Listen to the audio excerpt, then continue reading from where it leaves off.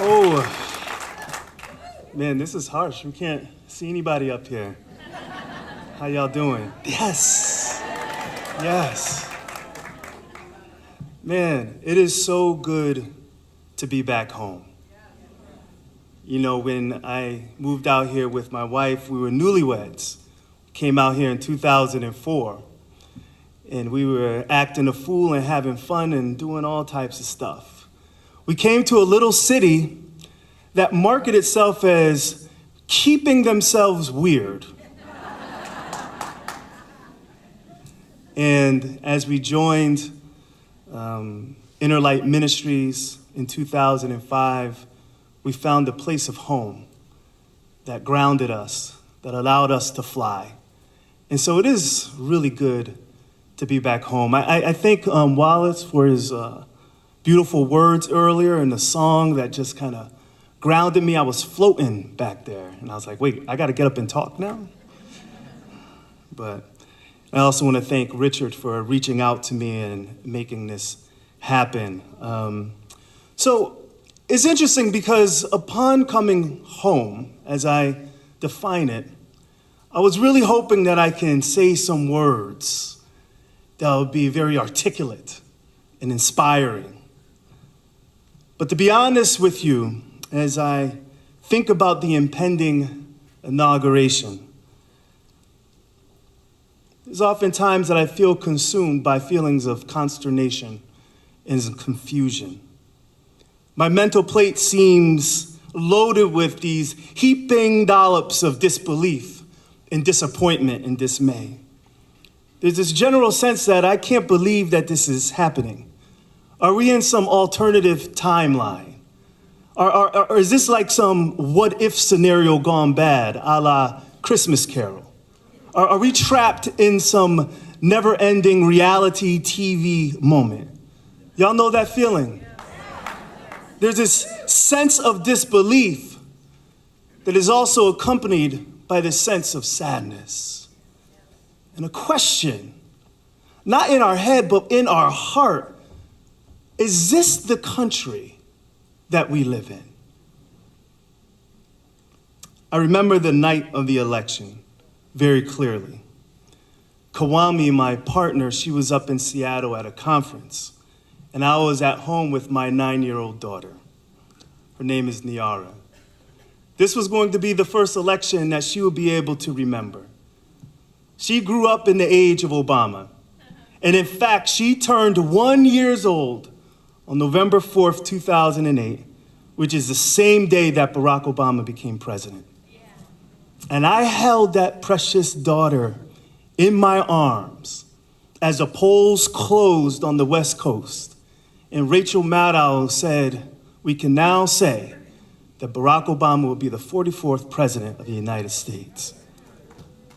And it wasn't as dramatic as that, you know, that root scene where you lift the child up to the stars, right? It wasn't that dramatic, but I held my daughter in my arms and I spoke to her. And I said with a degree of certainty and joy, the world in which you live in will be quite different than the world in which I or those who came before me will live. Yours is a world of infinite possibility. And so this past election night, I was prepared to reenact that scene. But instead of holding my baby in my arms, I was able to hold my young daughter by the hand. And she didn't know too much about all the election. It wasn't a good campaign to start rolling out a civics lessons. Wasn't the one.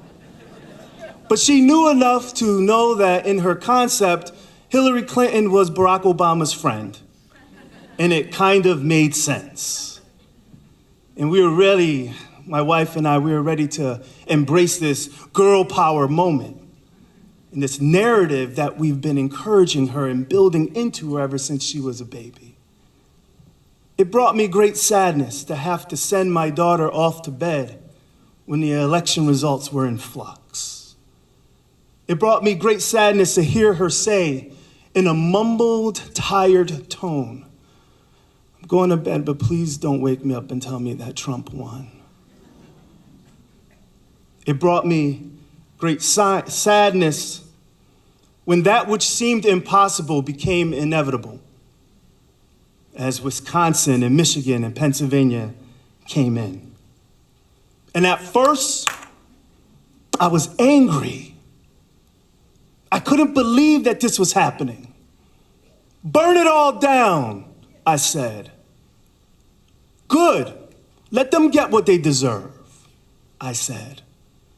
I was angry and perplexed, and I sent out some texts to Rev D. I was trying to make sense of it all. And the thing that hurt me the most is that I didn't know what I was going to tell my sleeping child. I didn't know how I was going to tell her that, you know what, baby, even though we tried to give you morals, sometimes it's just so that people who use mean words and people who bully and people who make fun of people reap rewards. I didn't know what to tell my daughter who was asleep in the other room. For me, it was that quintessential midnight hour moment. Those who are familiar with the Black religious tradition know about the midnight hour. It is this time when things seem the bleakest, when things seem the darkest. Dr. King, who we talked about earlier, who we celebrated this week, he knew about the midnight hour moment. He wasn't a stranger to it. In fact, when he was a young activist going off to Montgomery, he was awakened in his sleep by what he described as a nasty phone call. It was a death threat. Somebody who said, I'm going to blow your head off. And there was some N-words that I'm not going to speak tonight. And I'm going to kill your family too. And at this point, he wasn't a stranger to these types of threats. But he said that that particular night and that particular threat from that, as he said, an ugly voice, moved him to the core. Maybe it had something to do with the fact that they had their first child, a little baby girl who was sleeping in a crib on the side of the bed. But he couldn't go back to sleep. So he went downstairs and he went into the kitchen.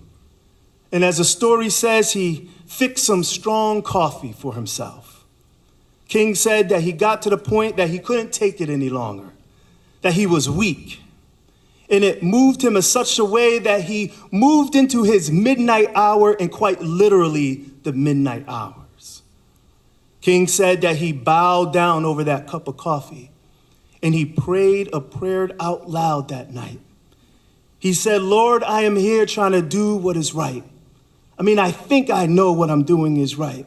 And I think the cause that we represent and are fighting for is right. But Lord, I must confess that I am weak now. I am faltering and I'm losing my courage. How many people out there can identify with that? Feeling of weakness, losing my courage. And so what happened next? King says that it seemed at that moment he can hear this inner voice rising up inside of him. And it said, Martin Luther, stand up for righteousness. Martin Luther, stand up for justice. Martin Luther, stand up for truth. And lo, I will be with you even until the end of the world. That's what he heard. And that's what he felt in his heart. And it awakened something new within him. You see, the midnight hour moment in the kitchen over some strong coffee that happened before Selma, before the March on Washington, before the Nobel Peace Prize, before the signing of the Civil Rights Act and the Voting Rights Act, before his prophetic stands against the Vietnam War and his advocacy for economic justice, before all that, there was this moment of profound doubt and disappointment and dismay. And yet, he was able to tap into this higher reality that was greater than the reality of his circumstances. He was able to be empowered by the substance of things hoped for that energized him to connect to a vision of possibility that may or may not have matched the facts of his circumstances. It was beyond what he can even see. He was able to feel at one with the source of all life and all strength, and that allowed him to carry on. King became king because he connected to one little word, something that I think we need more than ever tonight. The word is hope. Hope. Now, for some, this is a matter of faith, and they articulate what hope means in religious and spiritual words and with spiritual resources. Others choose not to conceptualize it in that way, but regardless, I can say that hope is not a passive thing. It is very powerful. I know this today because I stand as a manifestation of the prayers that my ancestors prayed centuries ago. I stand here today as a testament to my ancestors who, in this very country, faced the unspeakable horrors inflicted upon them during the institution of slavery and beyond, and still they held on. And they remained rooted in a hope that not only allowed them to resist, but to imagine a future of freedom and flourishing for the generations that were to come. I am a living embodiment of their hope. And to be honest, as I sat in front of CNN or MSNBC, I felt my ancestors begin to rile within me and nudge me out of my chair.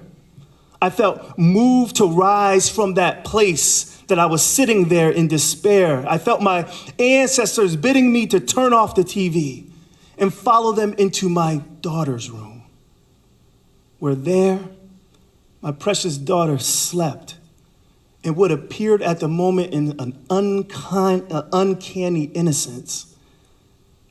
And I no longer had the question within me, what am I going to tell her? Because things began to get a little bit clear. Not easier, just clearer. And as I looked at my daughter, I heard the witness of my ancestors ask me, do you think that you are the first generation of folk who had to face some adversity? Do you think that you should be exempt from the struggle?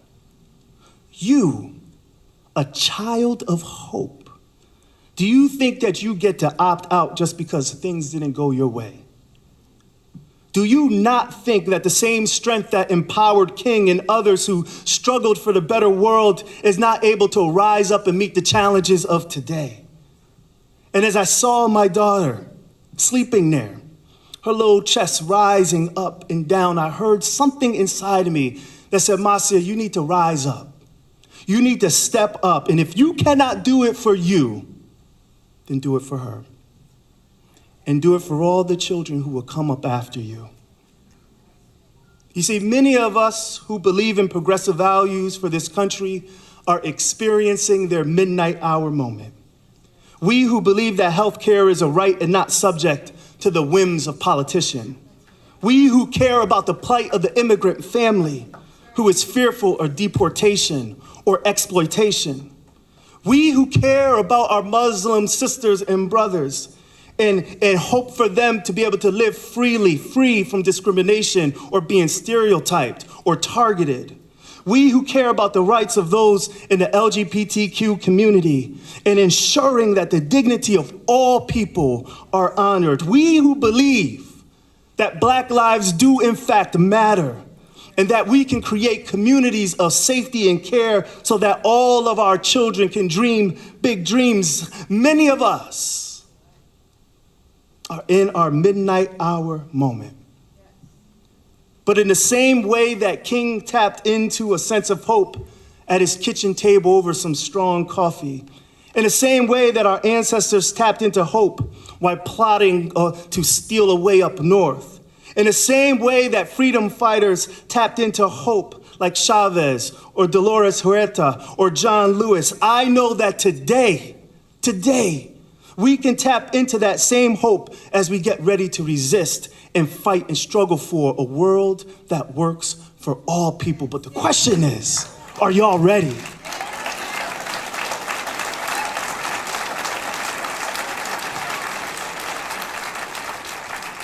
I remember hearing about the words of Rabbi Abraham Joshua Heschel, who said the march from Selma to Montgomery was about protest and prayer.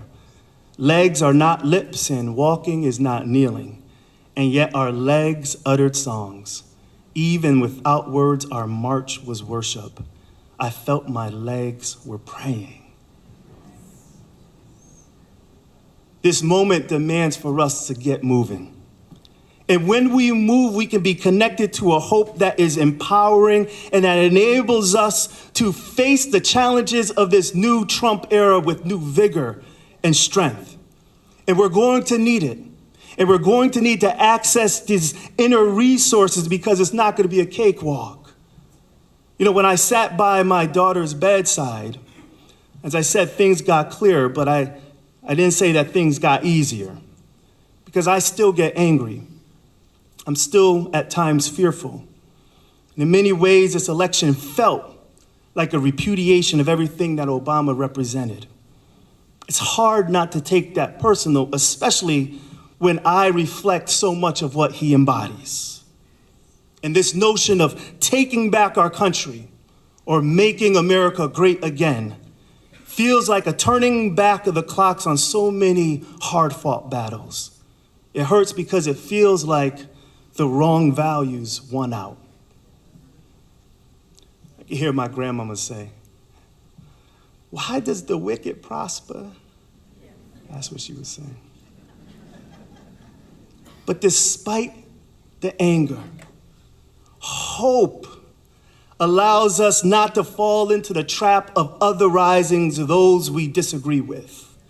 Hope allows us not to polarize ourselves around our differences or objectify those who are on the other side of the aisle. It is true what Rev D says, that the consciousness that obtains what? Sustains. And if we fight using what Audre Lorde calls the master's tools, or the consciousness that got us here, then we are doomed as a people to fall into endless cycles where we simply change seats at the table while still playing the same game. But hope calls us to flip the script, or to do what Jesus did in his revolutionary moment, to literally flip tables and to completely transform the paradigm from which we are operating from. This is the revolutionary of values that King spoke of. To imagine and fight for a vision that is big enough to include even those we disagree with and those we don't like and those who we perceive as enemies. Hope allows us to turn away from this present system and pursue the realization of the beloved community. To make real Cornel West's words, who said that justice is what love looks like in public. Hope allows us to keep on keeping on even when it gets hard. So my question tonight for you is, are y'all ready? Yes. Are y'all ready? Yes. But here's the thing, y'all. There's truth in Gandhi's words that you need to be the change that you want to see. And I'm paraphrasing. Because this revolution that we're talking about needs authenticity. Meaning, we cannot talk about engaging those in red states if we're not willing to talk to the family members in the next room. Meaning, we cannot talk about desiring peace in Israel-Palestine if we're not willing to work for peace in our own communities. This revolution of values and this hope that I speak of is not some abstraction. It is real. And to the extent that we are able to embody them in our own lives, in our own communities, we will have the integrity and the strength to project that energy out into the country that is so much in need of that healing. This is what I know. So I'm getting ready to close, and I'm laughing because, Rev D, they said, never trust a black preacher who says they're getting ready to close.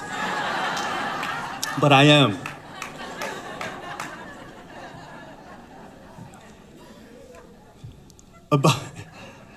About a month ago, I had a meeting with U.S. Congressman Ami Bera in my office.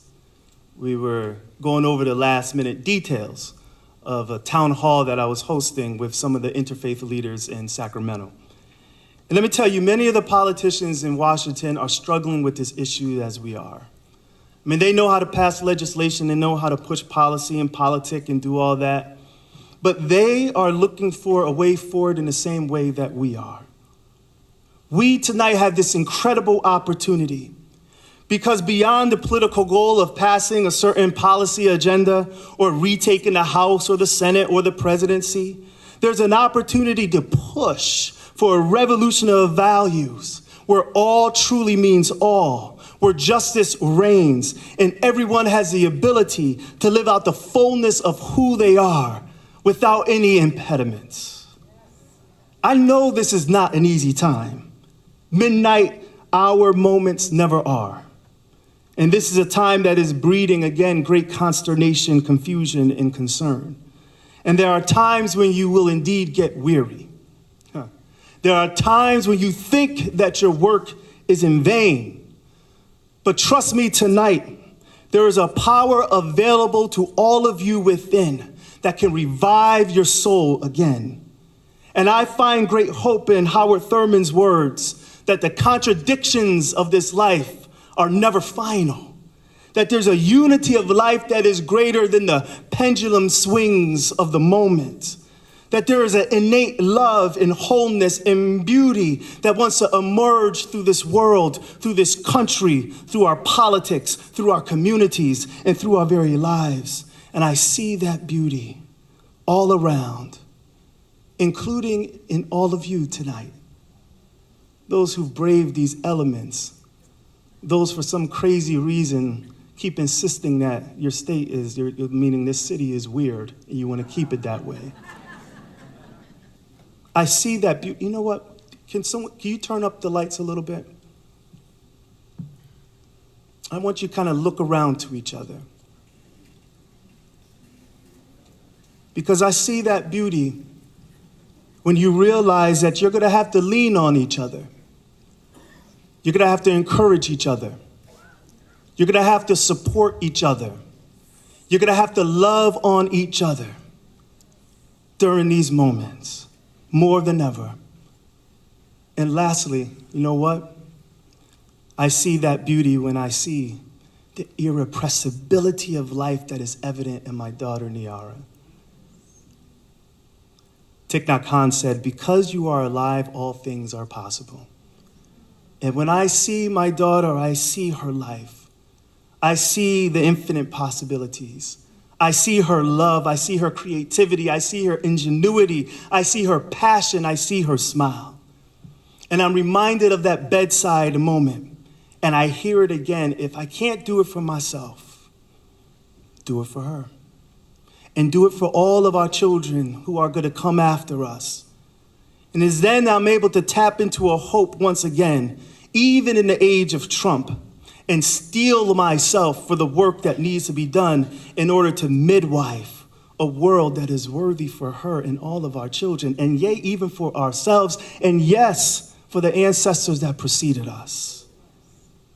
I'll close with this quote. Begins, hope is not blind optimism. It is not ignoring the enormity of the task ahead or the roadblocks that stand in our path. It is not sitting on the sidelines or shirking from the fight. Hope is that thing inside of us that insists, despite all evidence to the contrary, that something better awaits for us if we are willing to have the courage to reach for it and to work for it and to fight for it.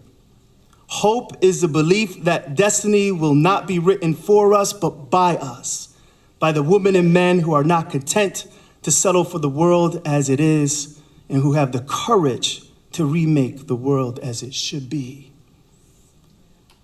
Those words spoken by our current president, Barack Obama, about the audacity of hope is probably more meaningful now than when he first uttered them. So the question I have for you is, are y'all ready? Yes. No, but are y'all ready? Yes. Are y'all ready? Yes. Because now more than ever is a time to pick up the baton and truly make the promise of hope real in our world today. Thank you so much. Blessings to you, Cruz.